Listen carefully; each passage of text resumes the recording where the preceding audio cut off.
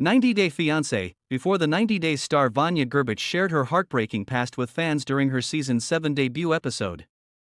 Vanja is a 41-year-old woman from Orlando, Florida. A belly dancer by profession, Vanja also has 3 other careers she talked about in her introduction.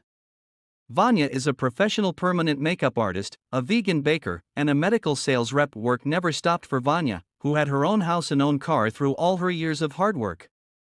She's still recovering from the heartbreak caused by the man she was engaged to 11 years ago. Vanja's partner was leading a double life, and she caught him cheating. Vanja took a trip to Bosnia in Eastern Europe, where she is from, to reconnect with her culture and people, so she could get her groove back. The solo trip was fruitful, since when she ended up in Split, she matched with professional basketballer Bozo with a six-pack. They couldn't meet while she was in Croatia, but Bozo and Vanja became a couple after she came back to the US. Bozo also betrayed Vanja's trust when he told her he was interested in dating someone else. Vanja's cousin Sanila visited her in the episode to help her pick her outfits for her trip to Croatia. While Sanila expressed her doubts about Vanja traveling to Croatia to meet Bozo, who had broken up with Vanja for another relationship, she still supported her sister.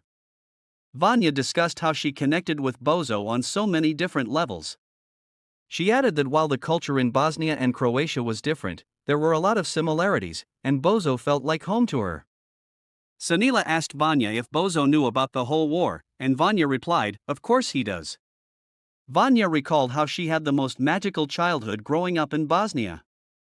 However, when Vanja was 10 years old, the whole country separated and the war started. Vanja and her family had gone to visit her grandparents. They were getting in their car to start driving back home when they saw missiles exploding. The night sky was just lit up, Vanja recalled, and added that the ground was shaking and that was it. Vanja and her family were never able to go back home. Vanja ended up having to stay at her grandma's house. They had no electricity or water for a year. They ended up boiling flour and onions for food. They called it the black soup, and it's what they kept eating for months. Vanja remembered how they were bombed all the time.